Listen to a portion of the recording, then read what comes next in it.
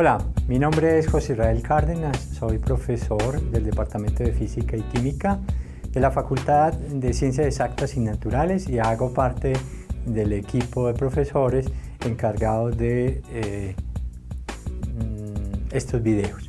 Bueno, hoy analizaremos los conceptos de ley de Ohm y materiales ómicos. Bueno, en primera instancia vamos a retomar nuevamente esta diapositiva, este cómic donde yo correlaciono los conceptos de voltaje, corriente y resistencia para de una manera paulatina vamos a ver cómo se correlaciona, cómo se presenta para fortalecer o por identificar, para explicar el concepto al cual nos vamos a referir. Entonces, específicamente, en esta gráfica, en esta presentación, vemos cómo tenemos un elemento fundamental que es el voltaje, que vamos a representarlo como la energía por unidad de carga, esa energía por unidad de carga que está interaccionando con ese portador de carga. Ese portador de carga,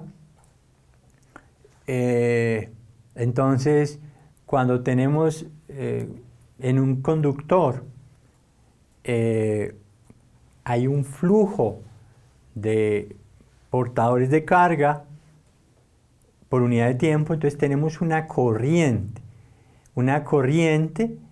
que va a cambiar dependiendo de esa energía que se le entregó por unidad de carga. Entonces, cuando nos preguntamos desde el punto de vista experimental, ¿qué va a pasar en un material cuando se le entrega una energía por unidad de carga? ¿Cómo es la corriente? Entonces, ese material, dependiendo si es un material que llamamos un material óhmico, es decir, que cumple la ley de Ohm, ¿cómo se comporta? Y si es un material que no cumple la ley de Ohm, entonces, ¿cómo se comportaría cuando hacemos una variación de corriente versus voltaje?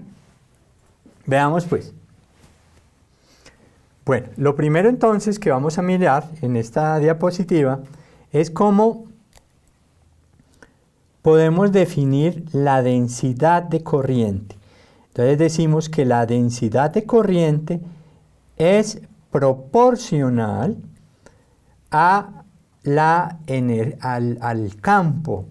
La densidad de corriente es proporcional al campo eléctrico. Y ese factor de proporcionalidad lo vamos a representar con esta letra sigma que ven ustedes ahí. Y ese factor de proporcionalidad lo vamos a llamar conductividad. Bueno, esto vamos entonces a tener presente esta primera expresión y tenemos que no olvidar dos aspectos. El primero, que la densidad de corriente es la relación entre la corriente por unidad de área, por un lado, y por otro lado, el concepto que ya se ha manejado de campo eléctrico. Ese campo eléctrico, esa magnitud de campo eléctrico, lo podemos definir como el cambio en esa tensión o diferencia de potencial por unidad de longitud, ese delta de L, y gracias a esas dos relaciones asociadas a la densidad de corriente, entonces podemos sustituir el concepto de campo eléctrico y el concepto de densidad de corriente. al sustituirlas en esta expresión, entonces la densidad de corriente por un lado, que quedaría corriente sobre área, y campo eléctrico por el otro lado, entonces llegamos a esta expresión. Una vez que tenemos esta expresión, procedemos a reorganizar términos a tal punto que podamos de un lado de la igualdad dejar el delta de V o diferencia de tensión o voltaje por un lado y por el otro lado el valor de corriente y ese valor de corriente multiplicado por un término que acompaña la corriente. Ese término que acompaña la corriente es lo que, para simplificar, vamos a llamar resistencia. Entonces, la ley de Ohm se puede expresar como el voltaje o la tensión, que es igual a la corriente por la resistencia. Eso es lo que se refiere la ley de Ohm, donde esa resistencia va a estar, esta constante que hemos llamado resistencia, va a estar influenciada por varios aspectos. Primero, por la longitud del conductor, o sea, el delta de L, por el área de la sección transversal de ese conductor y por la conductividad del material, o sea, la propiedad misma del tipo de material que se refiere. Bueno, cuando tenemos la ley de Ohm, entonces, yo la puedo graficar. Y entonces, al graficar esa relación corriente por voltaje, ¿qué tenemos? Tenemos una línea recta. Entonces, si yo digo que voltaje es igual a R por I, entonces yo a la hora de graficar corriente igual, yo también puedo graficar indistintamente, yo puedo despejar corriente es igual a 1 sobre R por B, entonces tendría ese valor de resistencia. La gráfica entonces que nos aparece acá, esa pendiente, esa línea que pasa por el origen, en esta recta, lo que estamos diciendo es en el eje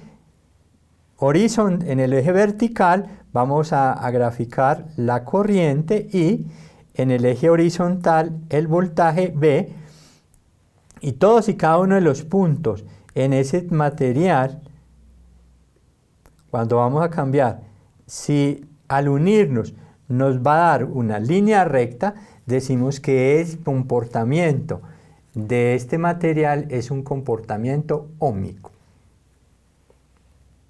Pero puede ocurrir otra cosa, y es que a la hora de graficar, ese material, ¿qué material? En este caso hemos hablado también de hay materiales semiconductores. Entonces, decíamos que si los materiales que a la hora de evaluar cómo es su relación corriente contra tensión, corriente contra voltaje, ya nos dan una línea recta, sino que al graficarlos pueden dar un comportamiento ya no tipo lineal, entonces podemos decir que es un material, un semiconductor, el material que estamos trabajando. Entonces, aquí en estas gráficas que ustedes ven, mire que son no lineales, comportamientos de la gráfica bastante particulares, son materiales no lineales y están asociadas a diferentes aplicaciones de materiales que no son óhmicos, que pueden ser diodos entre ellos. Eso por un lado. Pero hay otro aspecto importante. Entonces decíamos, a manera de profundizar un poco, que ese material que no cumple la ley de Ohm es ese material semiconductor, y ya veíamos en otro video cómo yo puedo tener un material como el silicio, al cual lo he impurificado, lo he dopado, a tal punto de hacerlo cambiar del silicio como aislante a pasarlo a permitir que interactúe con un material semiconductor que, dependiendo del tipo de dopaje y dependiendo de las características cómo se implemente el sistema, puedo yo tener un sistema NP o PN, que son algunos de los tipos de semiconductores, pues el material se me va a ir comportando con unas características tales que puede ser utilizado en la fabricación de una infinidad de elementos que en la electrónica pues nos han facilitado y nos siguen facilitando y nos facilitarán el desarrollo tecnológico. Entonces, gracias a esa impurificación, a ese dopaje de ese material original, pues podemos tener una combinación de materiales que previamente han sido dopados y que han de tener, pueden ser ubicados en un circuito digamos, con unas características positivas o negativas, y permitan y generen una direccionalidad de flujo de unas corrientes determinadas cuando se les permite que sobre el sistema se aporte una energía por unidad de carga. Entonces, estos materiales, cuando se evalúa los valores de corriente y resistencia, corriente y tensión, pues ya no son una línea recta, sino que son materiales no lineales. Otro de los aspectos que es importante entrar a considerar el día de hoy es que esa constante que veíamos que va a depender del material mismo, la cual estamos relacionando acá como ese factor de proporcionalidad entre el campo eléctrico y la densidad de corriente, que la llamamos conductividad eléctrica, pues va a cambiar, nos va a permitir identificar cómo es el comportamiento en cuanto a las cargas eléctricas en diferentes materiales, materiales conductores, materiales aislantes, materiales semiconductores, el agua de mar, o el agua natural, una serie de valores que ustedes ven acá en esta tabla, donde tenemos entonces sólidos, tenemos líquidos y tenemos diferentes valores con aplicaciones supremamente importantes en la industria, tanto no solo en el área de electricidad, de electrónica, sino en el área de la química, y no solo en el área de la química, sino también en el área que corresponde al agro. ¿Por qué en el agro?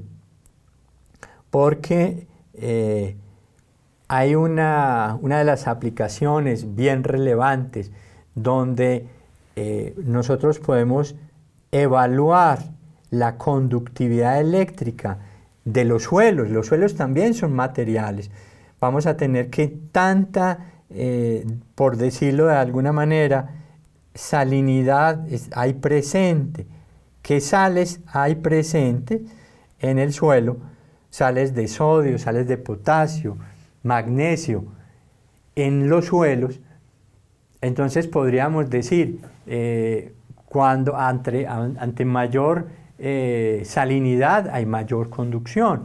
Entonces, las implicaciones desde el punto de vista agrícola es que si se puede evaluar la conductividad eléctrica en un suelo, podríamos podríamos entonces evaluar qué tantas sales o qué tan escasos en sales de sodio, potasio tenemos en un suelo para cultivar. Entonces, estos conceptos que aparentemente están restringidos única y exclusivamente a carreras como eléctrica, electrónica, pues nada que ver, son conceptos que están muy generales y que se pueden aplicar en ingeniería química, que nos sirven desde el punto de vista de la química agrícola para tomar decisiones. Entonces, cualquier concepto que aparece en la ciencia, pues es un concepto que va a integrar de una manera muy relevante a la humanidad. Y entonces vemos en esta tabla detalles bastante interesantes en cuanto a los valores de la conductividad eléctrica,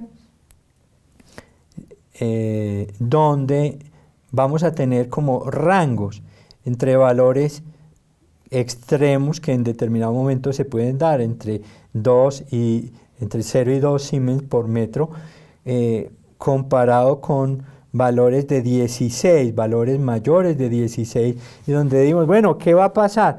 A medida que aumenta el valor de la presencia de sales, pues en determinado momento el suelo, desde el punto de vista agrícola, va a tener mayores dificultades en el proceso para el campesino. Entonces es bastante interesante también evaluar cómo las aguas, dependiendo del valor de la conductividad, se puede hablar de la potabilidad del agua misma, en la medida que podamos identificar una variable tan importante como esta. Bueno, a medida que seguimos avanzando en este tipo de videos, vamos a ir poco a poco profundizando y con las clases adicionales, pues se va a ir viendo mayores detalles. Por hoy no es más, muchas gracias.